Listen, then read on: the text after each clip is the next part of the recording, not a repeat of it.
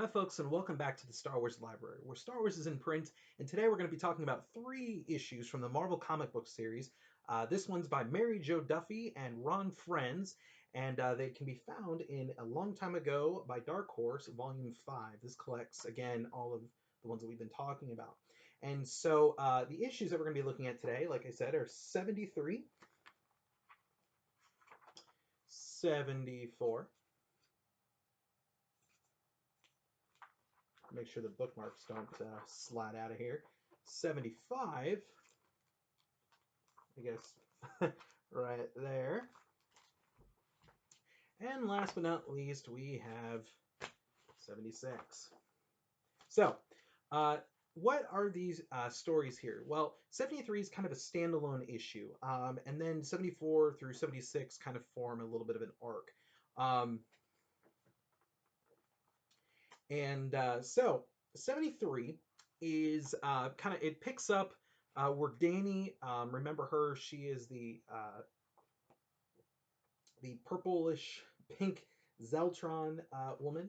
And it's this story is called Double Jeopardy. So there she is with Leia. And basically, she has joined the rebels at this point. So Luke, Leia, Lando, Chewie, the droids, and Danny are basically, they've come to this place called Lashbane on a mission to recover these data tapes of this crashed rebel on a mission. And they find that they need to go to this forbidden city to get these things, but they can't get there because the Falcon's intake valves have been filled with pollen. They do eventually get to the city and they're able to get the tapes. Danny, at this point, and I don't want to give too many spoilers away here, Danny is, let's just say, is temporarily taken out of the story. I'll leave it at that. Um, and then we jump over to 274, and it's called the Iskalon effect. Iskalon is a water planet, and it's kind of like Camino. There's a lot of rain and stuff there, and the species are aquatic. They're not as they're more humanoid. They're not as I'd say fish-like or as the Mon Calamari, Admiral Akbar's species. They're a lot more of a humanoid. You know, they look human-esque, I guess, is a way. Um, so our heroes come for key info following the last issue, and this systems basically um, it has Tay Vanus's last location. That's the name of the rebel that they were looking for in the last issue, and so and basically the Empire has like decimated all of this area. They have of these surrounding planets. Iskalon is the only planet that the Empire has not like decimated or whatever. And so Premor is leader. The son is Mona.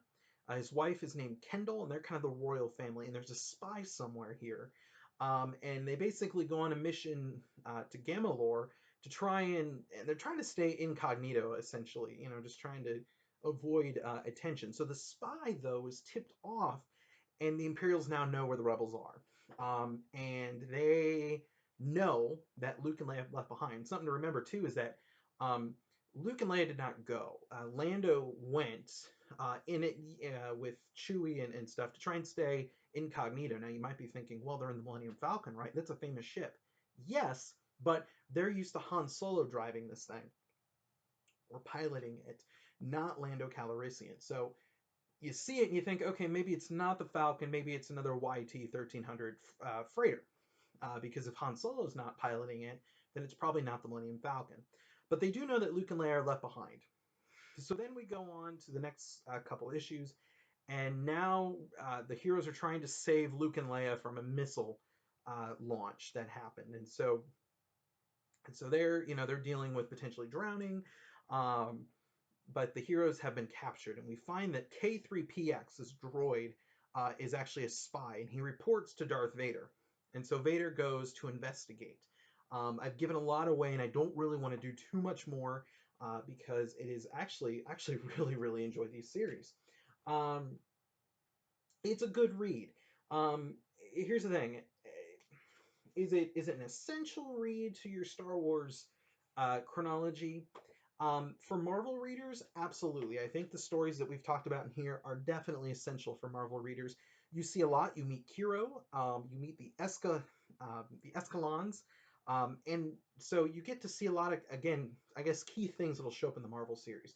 A lot of stuff that again was introduced here, you'll see later on in the series. But in the grand scheme of things with the expanded universe, is this essential to your expanded universe reading? No, I don't think so. But it will not be. I don't think you'll waste your time by checking it out. But if you're not reading the Marvel series, then this is one that you probably don't need to read. So that's my take on that, folks. Thank you so much for tuning in, and I will see you next time where we talk about a big one. We'll see you then.